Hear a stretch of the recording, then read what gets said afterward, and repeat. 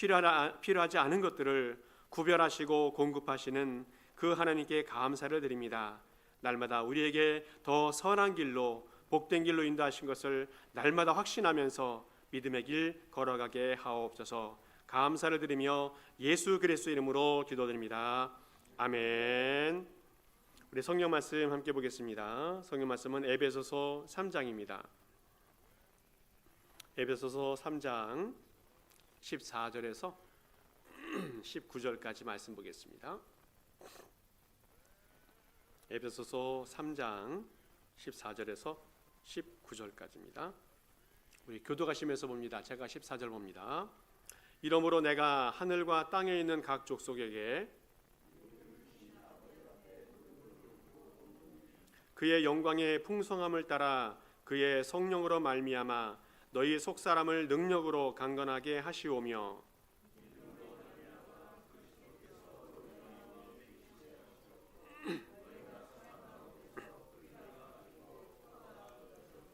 능히 모든 성도와 함께 지식에 넘치는 그리스도의 사랑을 알고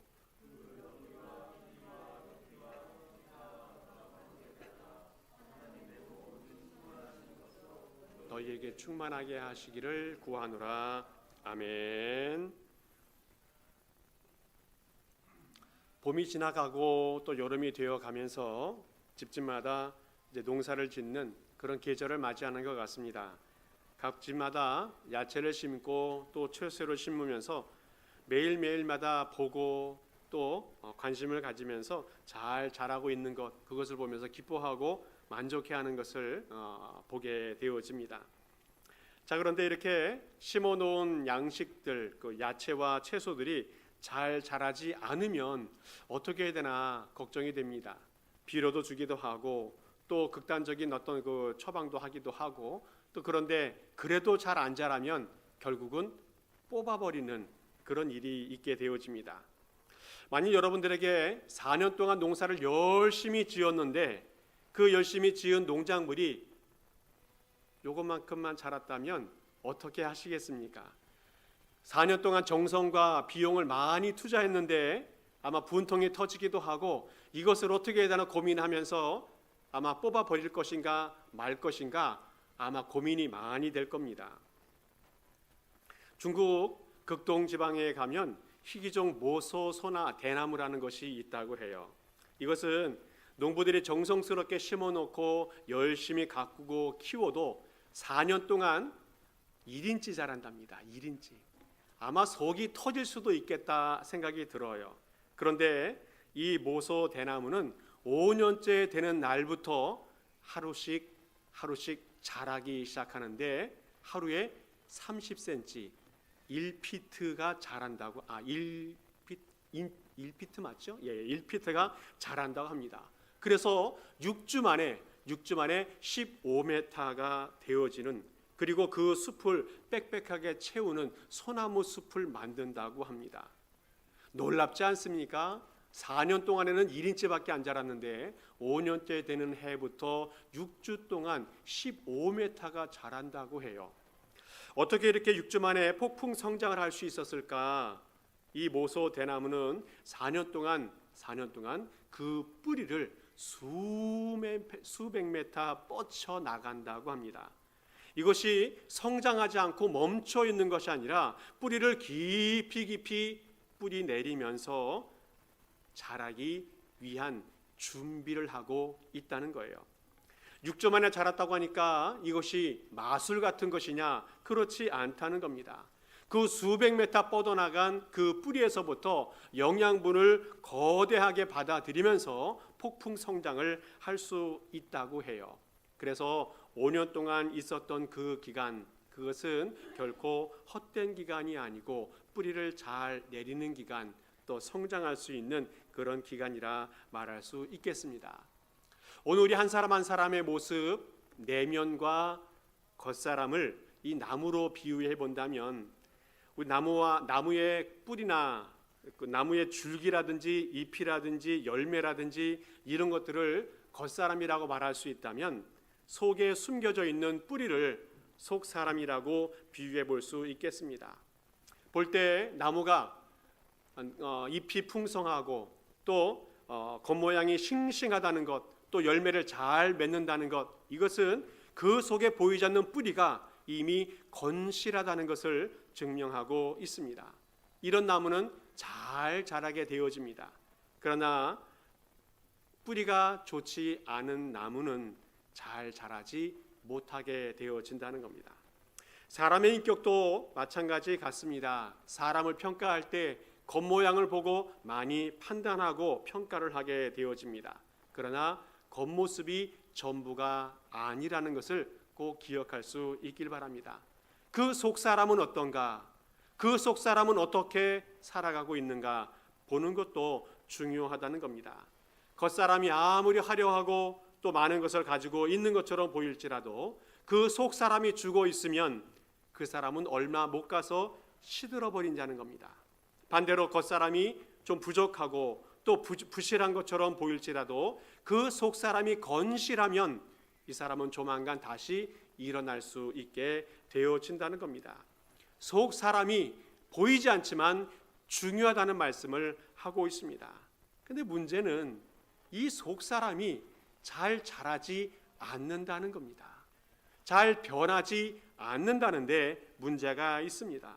이 속사람이 자라긴 자라는데 오랜 시간이 걸린다는 겁니다.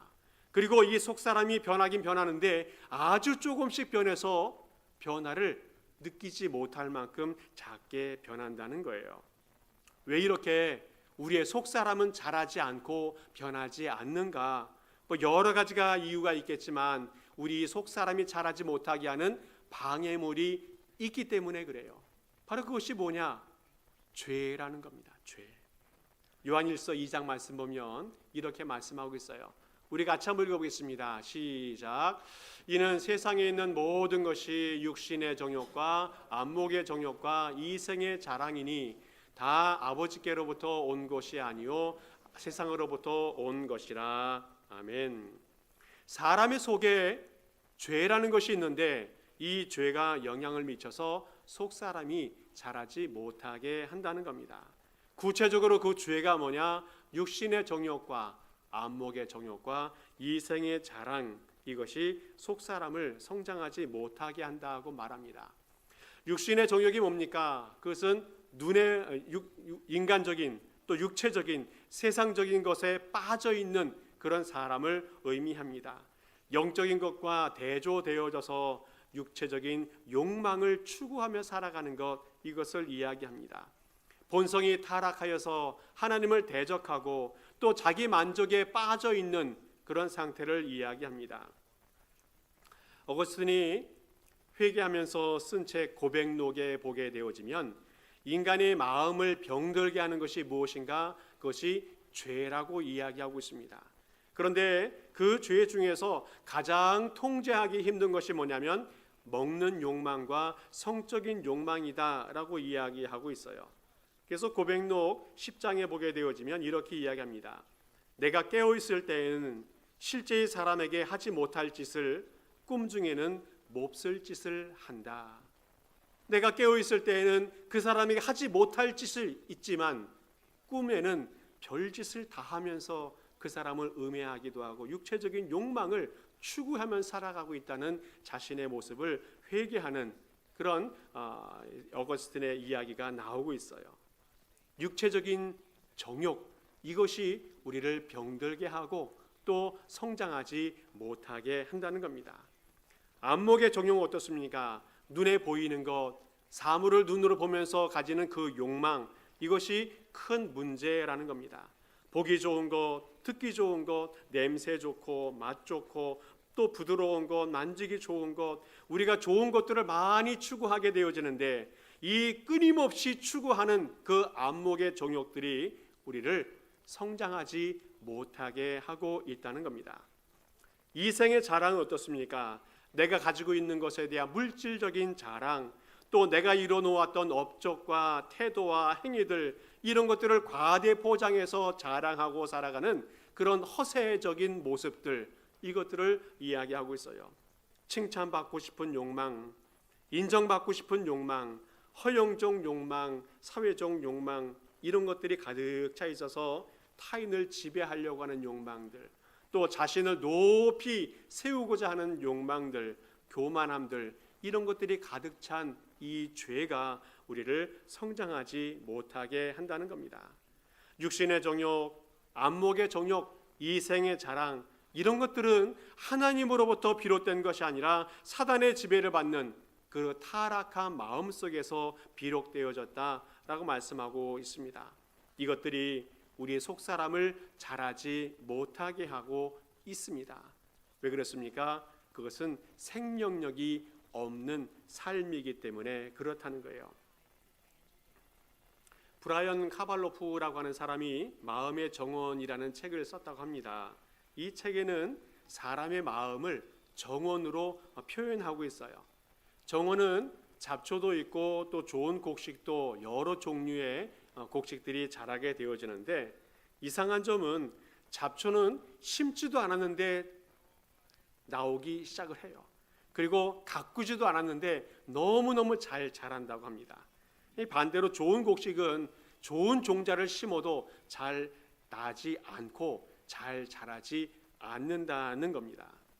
우리 마음에 정원이 있는데 이 우리의 마음의 정원에도 못된 생각들은 별 노력 없이도 자꾸 생성이 되어진다는 겁니다. 미워하는 마음, 시기하는 마음, 질투하는 마음, 이 마음은 누가 심어주지 않아도 그냥 자연스럽게 무성하게 자라가고 있다는 겁니다. 그런데 어떻습니까? 좋은 생각, 착한 마음은 아무리 애쓰고 노력해도 잘 생기지 않는다는 거예요.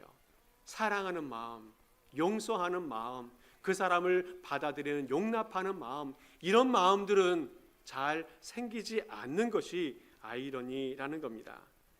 우리 마음속에 무서운 생각들, 악한 생각들, 나쁜 생각들이 자리 잡고 항상 있어서 우리의 마음을 병들게 하고 있다는 겁니다.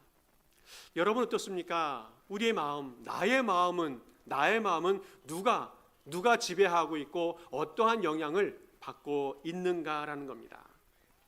예수님께서 겟세마네 동산에서 기도하실 때에 함께 깨어서 기도해야 될 제자들이 졸고 있을 때 이렇게 말씀하십니다. 마음에는 원이로되 육신이 약하도다.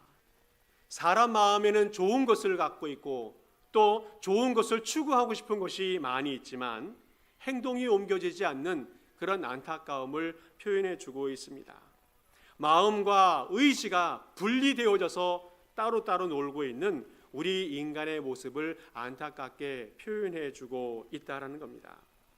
오늘 성경 속에서도 사도 바울이 에베소 교회를 향해서 아주 특별한 기도를 드리고 있습니다. 14절, 15절, 16절 보게 되어지면 이렇게 기도하고 있어요.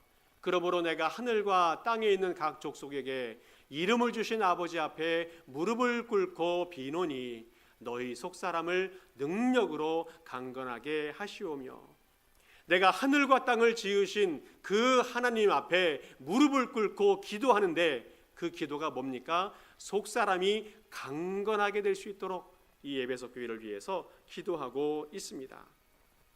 바울이 여러 번 기도하고 있는데 에베소 교회에도 아마 2번 정도 크게 기도문이 나오고 있는데 두 번째 기도문을 이야기하고 있습니다. 에베소 교회 성도들이 속사람이 강건하게 될 수 있도록 위해서 기도하고 있습니다.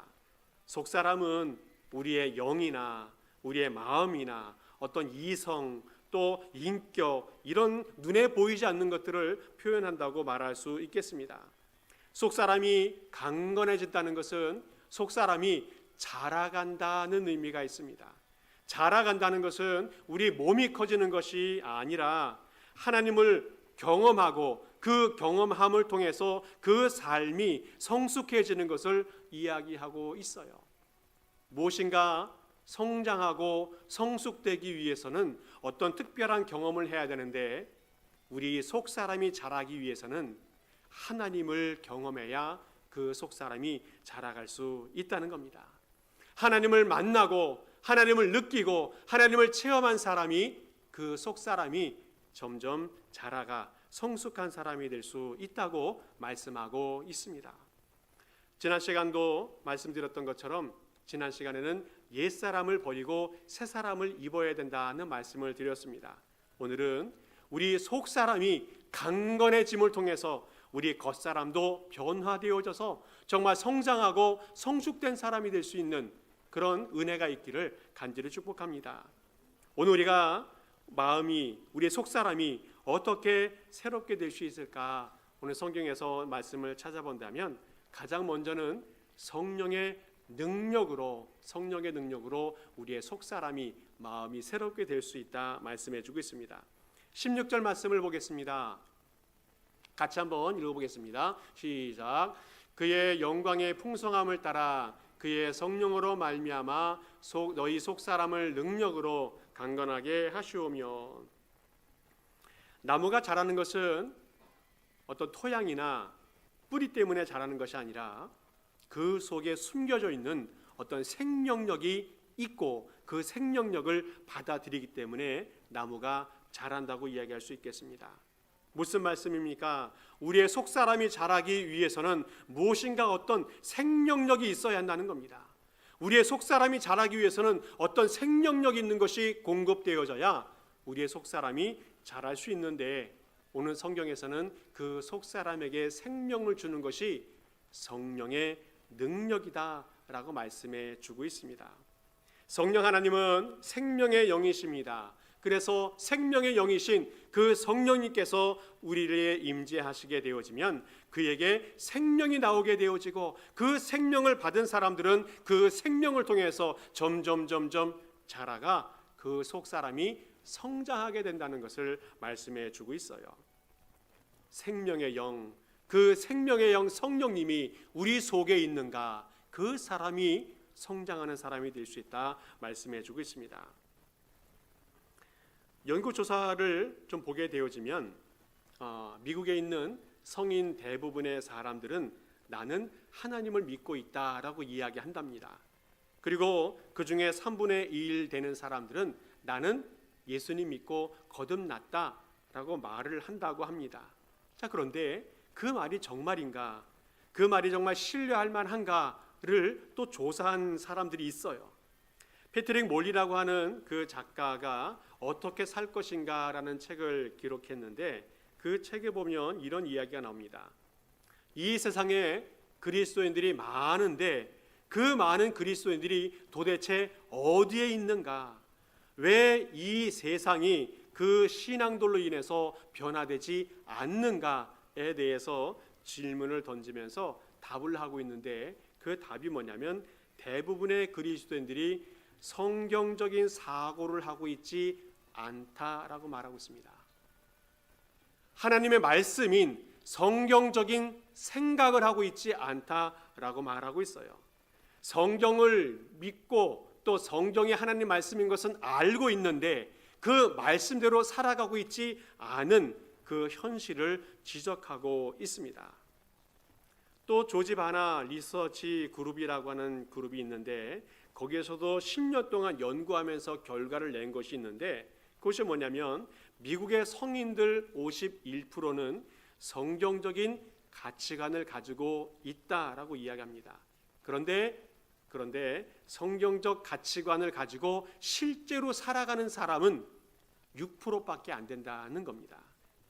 말하는 것과 살아가는 것이 그만큼 차이가 많다는 거예요. 무엇을 말합니까? 우리의 생각하고 우리가 살아가는 삶은 전혀 다르고 있다는 것을 이야기해 주고 있어요. 우리가 말하는 것, 우리가 생각하는 것, 우리가 고민하는 것들, 이런 것들은 좋은 것들이 많이 있는지 모르겠지만 우리가 살아가는 삶의 현실은 그 열매가 없는 안타까운 모습을 오늘 이야기해 주고 있습니다. 먼저 우리의 마음이 변화되어야 되고 우리의 생각이 변화되어져서 하나님의 뜻을 이루는 사람이 되어져야 된다는 겁니다. 주님의 영이, 하나님의 성령이 나와 함께 하시고 하나님의 성령께서 내 마음을 주장하고 있을 때에 나는 새 사람이 될 수 있다는 겁니다. 우리의 생각보다 더 먼, 또 더 깊이, 더 넓게 역사하시는 그 성령님의 능력이 있어야만 우리는 변화된 사람이 될 수 있다는 거예요. 성령님이 내 마음속에 오셔서 나도 모르게 내 마음을 주장하고 내 마음을 변화시키고 내 삶을 이끌어 가실 때에 우리는 육체적인 욕망이나 악에서 자유롭게 되어지고 거룩한 심령으로 자라갈 수 있다는 겁니다. 성경에 보면 예수님의 수제자 베드로가 있는데 이 베드로의 두 가지 상반된 모습을 볼 수 있습니다. 첫 번째 모습은 기도하는데 졸고 있는 베드로의 모습, 또 십자가를 지는 예수님을 멀찍이 따라가는 베드로의 모습, 또 예수님을 모른다고 부인하는 그 베드로의 모습이 있습니다.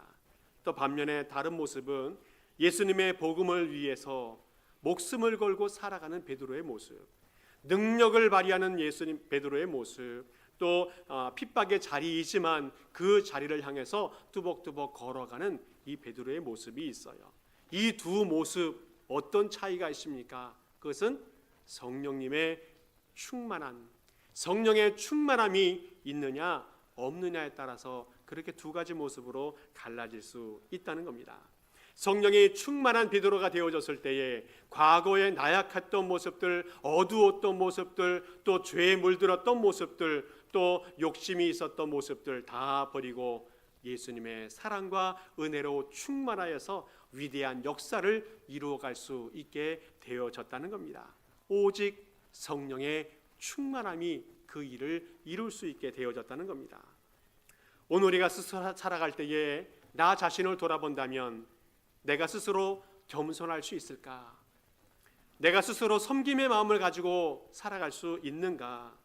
내가 내 마음을 통제하면서 주님을 위한 삶을 살아가고 있는가?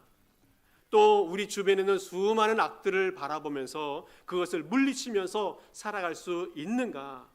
나 스스로는 불가능하다는 겁니다. 오직 성령께서 역사하실 때에, 성령으로 충만한 삶을 살아갈 때에 이 일이 가능할 수 있다는 겁니다.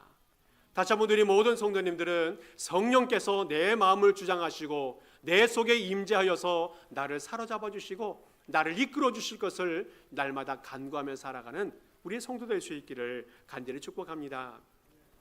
누가복음 4장 말씀에서도 예수님이 이런 고백을 하고 있어요. 주의 성령이 내게 임하셨으니 이는 가난한 자들에게 복음을 전하게 하시려고 내게 기름을 부으사 나를 보내사 포로된 자에게 자유를, 눈먼 자에게 다시 보게 함을 전파하며 눌린 자를 자유롭게 하며 또 주의 은혜의 해를 전파하게 하려 하였다 말씀하고 있습니다. 예수님께서 포로된 자를 자유케 하고 눈먼 자를 다시 보게 하고 눌린 자를 자유케 하고 주의 은혜의 해를 선포할 수 있었던 그 모든 사역들의 근본적인 시작은 주의 성령이 내게 임하셨으니, 주님의 성령이 임하신 이후부터 이 모든 역사가 일어날 수 있었다는 겁니다. 예수님도 성령님이 임하시고 성령님이 충만하게 역사하셨을 때에 수많은 사역들을 잘 감당할 수 있었다는 겁니다. 오늘 우리는 어떻습니까? 오늘 우리도 주님의 영 성령님이 임하셔야 우리는 중생한 사람이 될 수 있습니다. 새로운 사람이 될 수 있고 그 새로운 사람이 될 때에 우리는 어두운 마음을 물리치고 밝은 마음, 새로운 마음으로 살아갈 수 있게 되어진다는 겁니다. 우리의 사랑스러운 모든 성도님들을 주님이 주시는 그 성령 하나님을 내 마음속에 모시고 새로운 사람, 새로운 마음을 가지고 살아가는 모든 성도 될 수 있기를 간절히 축복합니다. 또 하나 주님께서 우리를 새롭게 하시는 방법을 이야기하는데 예수님께서 마음에 계셔야, 예수님이 내 마음에 계셔야 우리가 새로워질 수 있다 말씀하고 있습니다. 17절 말씀을 보겠습니다. 함께 읽겠습니다. 시작. 믿음으로 말미암아 그리스도께서 너희 마음에 계시게 하시옵고 너희가 사랑 가운데서 뿌리가 박히고 터가 굳어져서. 아멘. 믿음으로 말미암아 그리스도께서 너희 마음에 계시게 하면, 우리 믿는 자들을 크게 부를 때에 두 가지 정도로 부르는 것 같아요. 교인 또 그리스도인 이렇게 부르게 되어지는데 이 두 개의 차이가 뭔가, 교인이라고 말할 때는 그냥 교회를 다니는 사람을 이야기합니다. 그러나 그리스도인이라고 말할 때에는 교회를 다닌다는 것보다도 그 더 중요한 것, 그리스도와 연합이 되어져 있느냐, 그리스도와 하나가 되어져 있느냐를 보면서 이름을 붙여 주었습니다. 사도행전 11장에 안디옥 교회에서 이 그리스도인이라는 말씀이 처음 불려지게 되어졌는데, 이 이름은 정말 영광스러운 이름이라는 겁니다. 고난받을 때, 핍박받을 때 그 모든 것을 이기고 극복한 후에 얻어낸 이름, 그 이름이 그리스도인이라는 겁니다. 세상 사람들이 우리를 바라볼 때에, 하나님 믿는 사람들을 바라볼 때에 아무리 큰 고난과 핍박과 어려움이 있어도 넘어지지 아니하고 넘어져도 다시 일어나고 복음을 위해서 목숨을 걸고 살아가는 사람들, 이런 사람들에게 붙여준 아주 영광스러운 이름이 그리스도인이라는 겁니다. 그리스도의 사람, 그리스도에게 붙어있는 사람, 그리스도와 함께 살아가는 사람, 그 이름이 그리스도인이라는 겁니다. 오늘 우리가 그리스도인이 된 것이 얼마나 감사한 일이고 영광스러운 이름인지를 알고 살아갈 수 있기 바랍니다. 보통 다른 사람들은 예수쟁이라고 말할지 모르겠습니다. 그러나 비난하는 말을 할지라도 그 말은 우리가 분명히 그리스도인으로서 예수님과 함께 살아가는 것을 보고 느끼고 깨달았기 때문에 붙여준 이름이라는 것을 알고 감사함으로 받을 수 있기를 바랍니다. 교회를 다닌다는 것, 또 예수님을 믿는다는 것, 이것은 다른 차원이라는 겁니다. 아무리 교회를 열심히 다녀도 종종 보면 실망하고 시험 들고 교회의 발걸음을 끊는 사람들이 있습니다. 이 사람들은 교회만 다닌 사람들입니다. 그 속에 예수님이 없는 거예요. 예수님이 없는 사람은 내 좋은 것 때문에 교회를 다니다가 또 내 욕망과 또 내 이익을 위해서 교회를 다니다가 그것이 충족되지 않으면 발길을 끊는 것이 그냥 교회를 다니는 사람입니다. 그러나 예수님을 믿는 사람은 어떠한 환난과 시험과 역경이 있어도 교회는 내 집이고 또 교회는 하나님의 집이기 때문에 죽으나 사나 교회를 가는 것이 그리스도인이라는 겁니다. 오늘 우리의 마음속에 예수님이 있는가, 내 마음속에 예수님이 살아 역사하시는가, 날마다 돌아볼 수 있기를 바랍니다. 내 속에 주님의 음성이 들려지는가, 내가 고난과 역경과 힘든 일이 있을 때에 주의 음성을 들으면서 그것을 극복하면서 살아가고 있는가, 내 자신을 한번 돌아볼 수 있기를 바랍니다. 예수님이 내 마음속에 있다는 것, 이것은 여러 가지로 성경에서 표현해 주고 있는데 요한복음 15장에서는 이렇게 표현해 주고 있어요. 같이 한번 읽어보겠습니다. 시작. 너희가 내 안에 거하고 내 말이 너희 안에 거하면 무엇이든지 원하는 대로 구하라. 그리하면 이루리라. 예수님의 말씀을 듣고 그 말씀대로 살아가는 사람이 예수님이 그 마음속에 있는 사람입니다. 또 빌립보서 2장 5절에도 이렇게 말하고 있습니다. 너희 안에 이 마음을 품으라. 곧 그리스도 예수의 마음이니. 예수님의 마음을 품으라. 예수님은 낮아지신 분, 겸손해지신 분, 하나님 앞에 복종하신 분, 그분이 예수님의 마음을 품고 살아가는 사람입니다. 또 마태복음 11장 29절에 이렇게 말하고 있어요. 너희는 나는 마음이 온유하고 겸손하니 나의 멍에를 메고 내게 배우라. 그리하면 너희 마음이 쉼을 얻으리라. 예수님의 마음은 어떤 마음입니까? 온유한 마음, 겸손한 마음이라는 겁니다. 이 마음을 품고 살아가는 사람이 새로운 사람이 될 수 있다 말씀해 주고 있습니다. 예수님의 말씀을 잘 듣고 예수님의 마음을 마음속에 품고 온유하고 겸손을 배우면서 살아간다면 우리의 속사람이 변화되어지고 새로운 인생을 살아가는 출발점이 될 줄을 믿습니다. 우리 모든 성도님들 예수님의 마음을 마음속에 품고 살아갈 수 있기를 간절히 축복합니다. 마지막으로 또 하나 본다면 그리스도의 사랑을 깨달을 때에 우리의 마음이 새로워질 수 있습니다. 18절, 19절 말씀을 한번 읽어보겠습니다. 우리 같이 읽겠습니다. 시작. 능히 모든 성도와 함께 지식에 넘치는 그리스도의 사랑을 알고 그 너비와 길이와 높이와 길이가 어떠함을 깨달아 하나님의 모든 충만하신 것으로 너희에게 충만하게 하시기를 구하노라. 아멘. 사람이 변화되는 계기가 있는데 그것은 큰 충격을 받았을 때 변화된다고 합니다. 듣지도 못하고 알지도 못했던 하나님의 큰 사랑을 알면, 발견하면, 만나게 되어지면 그 사람이 변화되어진다는 겁니다. 예수님의 그 십자가 사랑을 알게 되어지면, 우리를 위해서 죽어주시는 그 희생의 사랑을 알게 되어지면 그 사랑이 감격이 되어져서 그 사람이 변화되기 시작한다는 겁니다. 야곱이 어떻게 변화되어집니까? 이사야 41장 보게 되어지면 버러지 같은 너 야곱아, 너희 이스라엘 사람들아 두려워하지 말라. 나 여호와가 말하노니 내가 너희를 도울 것이라. 내 구속자는 이스라엘의 거룩한 자이시니라 말씀하고 있습니다. 야곱이 어떤 사람입니까? 오늘 성경에는 버러지 같은, 벌레 같은 사람이다, 인간 이하의 존재였다라고 말하고 있습니다. 그러나 하나님이 말씀하십니다. 두려워하지 말아라. 내가 너를 돕겠다. 내가 너를 구원하겠다 말씀하고 있습니다. 하나님께서 버러지 같은 사람이지만, 사람을 배반하고 사람을 힘들게 했던 사람이지만 하나님이 그를 찾아가서 두려워하지 마라. 내가 너를 도와주겠다. 내가 너를 구원하겠다 말씀하셨습니다. 야곱은 나 같은 부족한 사람에게 찾아오신 그 하나님의 은혜와 사랑을 깨닫습니다. 그리고 조금씩 변해가는 그런 사람이 되어집니다.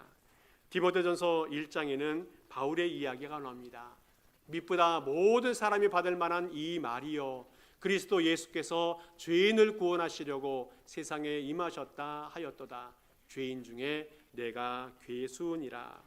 바울이 무엇이라고 고백합니까? 나는 죄인 중에 괴수였다. 하나님의 은혜를 모르고 하나님의 사랑을 모르고 예수님과 예수님을 믿는 사람들을 핍박했던 그런 사람들이었는데 주님께서 찾아오셨어요. 십자가 은혜를 가르쳐 주시고 또 하나님의 은혜를 깨닫게 해 주셨습니다. 그리고 용서해 주셨습니다. 용납해 주셨습니다. 그리고 하나님의 사람으로 쓰임 받을 수 있도록, 구원 사역에 동참할 수 있도록 주역으로 불러 주셨습니다. 얼마나 큰 은혜인지 그 사람은 그것을 깨닫고 변화되어졌습니다. 그래서 하나님을 핍박하는 사람이 아니라 하나님을 증거하는 사람으로 그 인생이 변화되어졌다는 겁니다. 하나님의 사랑과 예수님의 은혜가 얼마나 높고 얼마나 크고 얼마나 깊고 얼마나 긴지 우리가 그것을 깨닫는다면 우리는 새로운 사람이 될 수 있다는 겁니다. 우리는 날마다 우리 하나님이 우리를 얼마나 많이 사랑해 주셨는지, 주님의 은혜가 얼마나 깊고 넓고 컸는지를 깊이 묵상하면서 그 안에서 변화된 삶을 살아가는 우리 모든 성도 될 수 있기를 간절히 축복합니다. 주님의 사랑과 은혜는 아무리 큰 죄인도 악한 사람들도 변화시키기에 충분하다는 겁니다. 변하지 않는 우리의 마음, 또 새로워지지 않는 우리의 마음, 예수 그리스도의 십자가 사랑이 있다면, 구원의 은혜가 있다면 우리는 다 변화될 수 있고 새로워질 수 있는 줄 믿습니다. 말씀을 정리합니다. 얼마 전에 읽었던 글인데 좀 재미있는 것 같아서 여러분들에게 나눕니다. 계란이 남이 깨면 후라이가 되고 계란이 스스로 깨면 병아리가 된다. 아침에 남이 깨워주면 꿈이 깨워지고 아침에 스스로 깨면 꿈을 만들게 된다. 남이 깨닫게 하면 직원이 되고 스스로 깨달으면 사장이 된다. 깨어지지 않으려면 스스로 깨트려야 한다. 참 의미 있는 말 같습니다. 오늘 주님께서 우리에게 주시는 귀한 교훈이 무엇인가 한번 생각해 볼 수 있기 바랍니다. 하나님은 우리를 사랑하셔서 우리를 선택하시고 하나님의 자녀가 되게 해 주셨습니다. 그리고 그에 합당한 사람이 되도록 우리를 변화시키고 새로운 사람으로 자꾸 우리를 이끌어가고 계십니다. 예수 그리스도의 장성한 분량에 이르기까지 우리를 이끌고 가고 계시다는 거예요.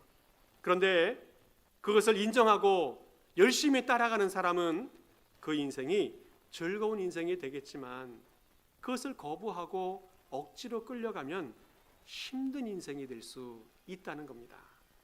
오늘 주님께서 우리를 새롭게 하시고 우리를 변화시켜서 주님의 그 그리스도의 장성한 분량에 이르기까지 우리를 이끌어 주시는 것을 정말 즐거운 마음으로, 기쁜 마음으로 받아들이고 따라가는 우리 성도들 될 수 있길 바랍니다. 그래서 우리의 마음속에서부터 새로워져 주님이 기뻐하시는 행복한 모든 성도 될 수 있기를 간절히 축복합니다. 함께 기도하겠습니다. 하나님 아버지, 감사합니다. 우리가 하나님의 자녀가 되어서 오늘까지 살아오게 하신 것을 감사를 드립니다. 비록 세상의 욕심과 육체적인 욕망이 우리에게 있었었지만 주님의 은혜로 오늘같이 새로운 인생이 되게 하심을 감사를 드립니다.